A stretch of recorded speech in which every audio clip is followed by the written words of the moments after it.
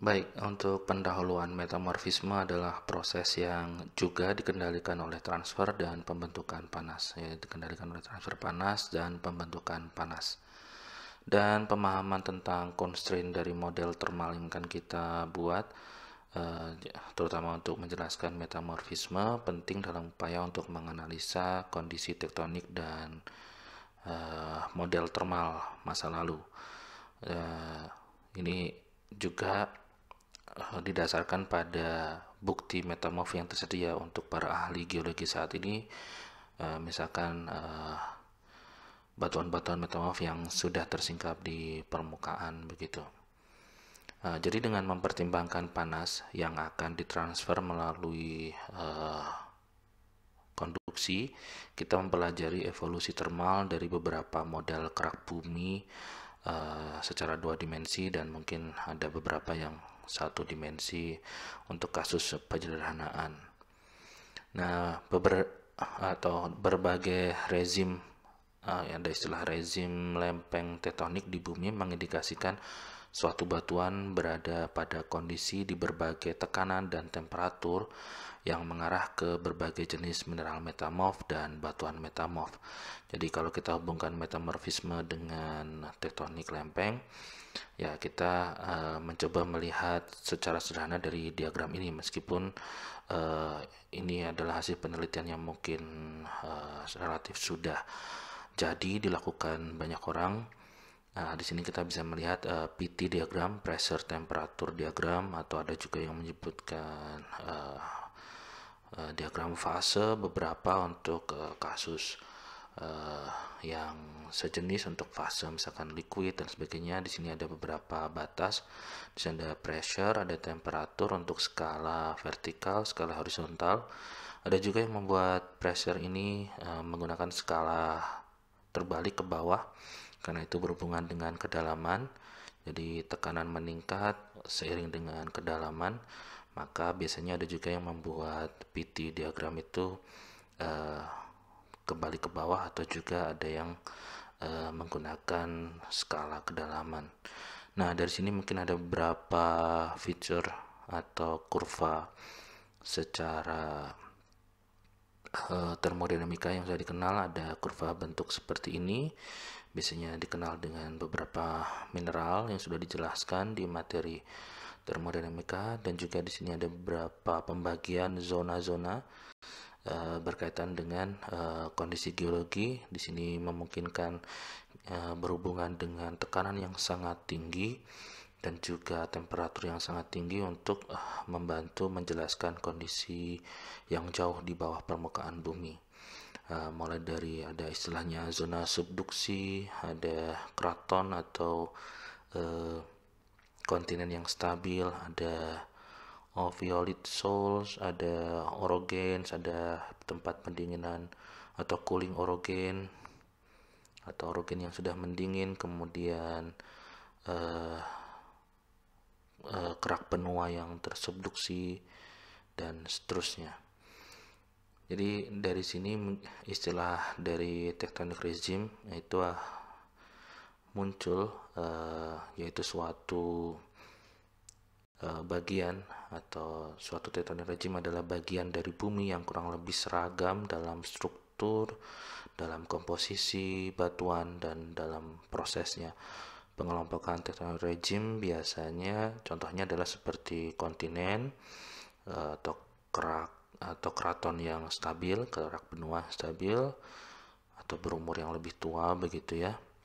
Kemudian ada oceanic basin, ada untuk tectonic regime di oceanic basin ada lainnya seperti divergen, ada konvergen, ada transform, hubungan antara plate tektonik, dan juga ada yang lain berupa hotspot ya, kalau istilah untuk tectonic regime. Beberapa ada yang melampaukan seperti itu.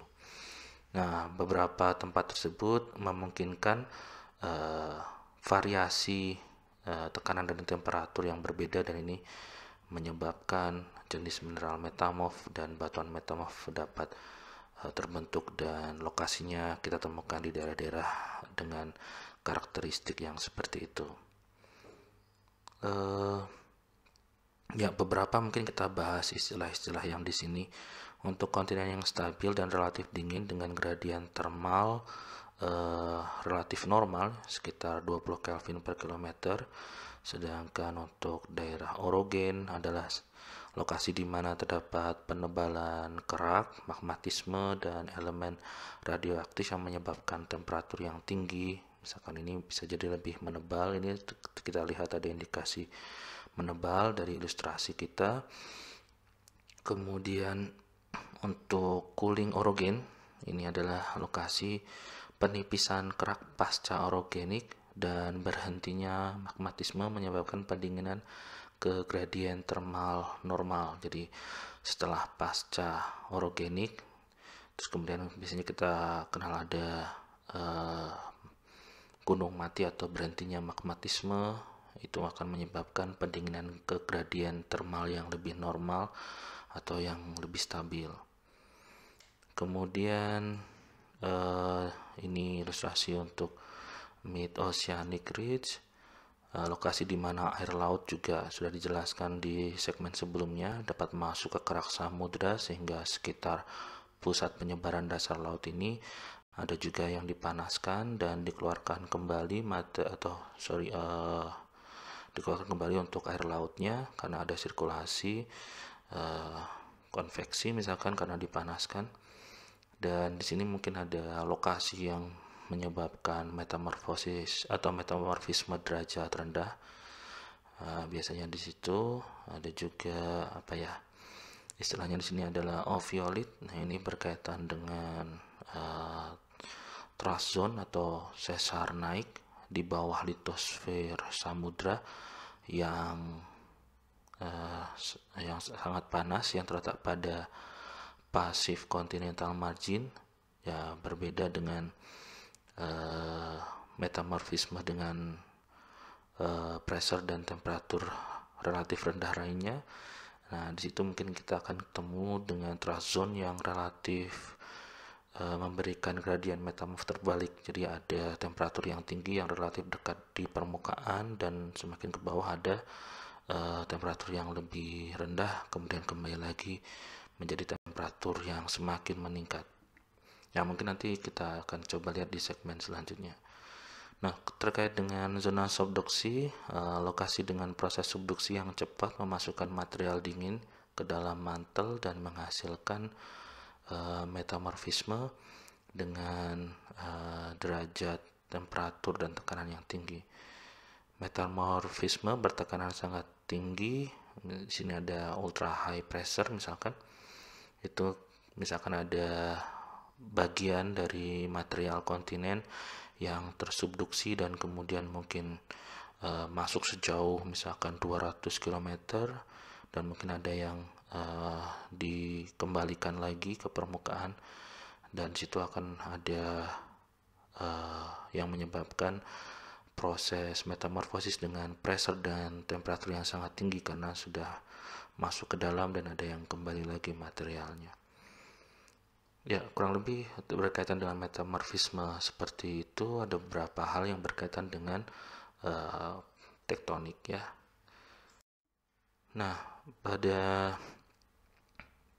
slide selanjutnya untuk metamorfisme kita akan mencoba memahami dari geotherm pada kerak bumi di kawasan kontinen atau kerak benua. Nah, contohnya itu kita hanya membahas di kawasan ini. Meskipun kita tadi kenal ada beberapa lokasi, jadi ada beberapa hal. Ini bagian samudra, tapi kalau kerak benua kurang lebih di sekitar sini ya berarti ya. Ya, dari ilustrasi yang mungkin kita akan mencoba melihat beberapa model sederhana terkait dengan geotherm yang mencoba menjelaskan metamorfisme dari model sederhana.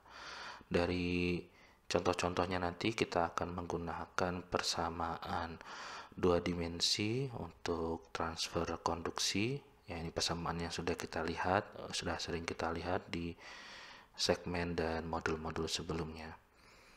Mungkin kita tidak akan menghitung, tapi dari contoh-contoh dari model atau modul sebelumnya itu kita bisa mencoba melakukan analisis dan mencoba menghubungkan pemahaman dari beberapa hasil penelitian yang sudah ada.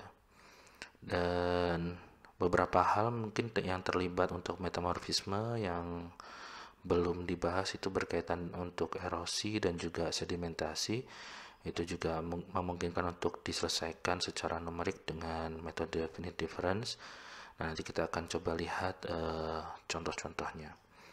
3 model yang akan coba diilustrasikan itu ada 3 berkaitan untuk model untuk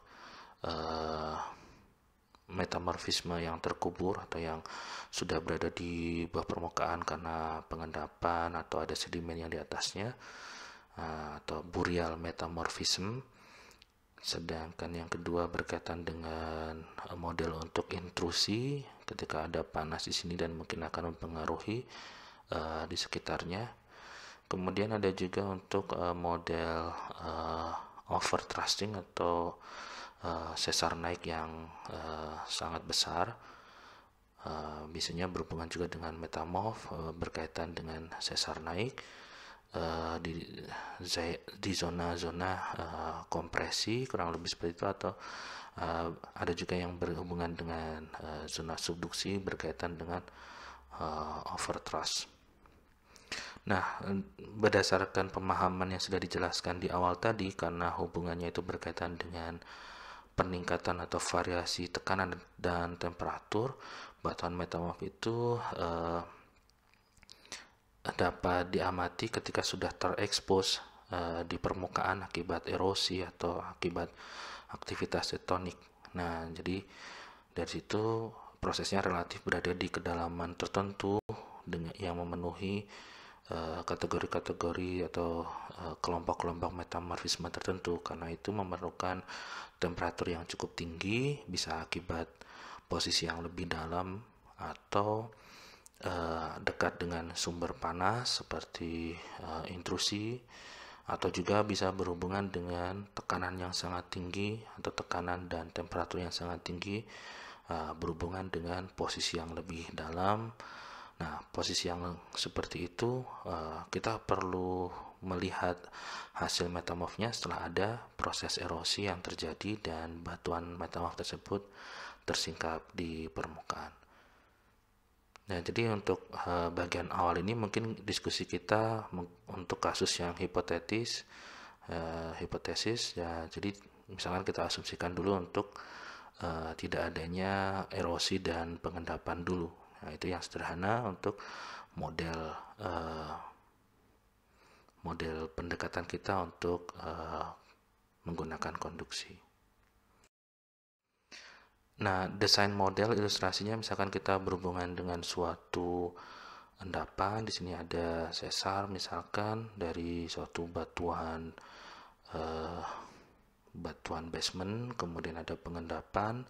Nah, biasanya ini bentuknya kurang lebih seperti ini. Jadi kita perlu penyesuaian untuk penyederhanaan, mungkin akan dibuat kotak saja dan buat simetri untuk satu sisi saja. Sedangkan untuk sisi yang intrusi juga mungkin ada beberapa bentuknya yang seperti ini, tapi kita akan coba modelkan yang sederhana dengan bentuk kotak. Nah, beberapa ilustrasi kita bisa melihat, nanti kita akan mencoba melihat dengan adanya peningkatan kedalaman berkaitan dengan temperatur dan tekanan yang meningkat, dan juga bisa mengakibatkan beberapa zona berhubungan dengan kontak metamorfism dan regional metamorfism dan juga kelompok yang lain. Jadi secara sederhana nanti kita akan coba lihat bentuk model yang seperti ini, dan juga ada parameter untuk melibatkan dan menjelaskan berkaitan dengan peristiwa metamorfisme kita. Oke, terima kasih.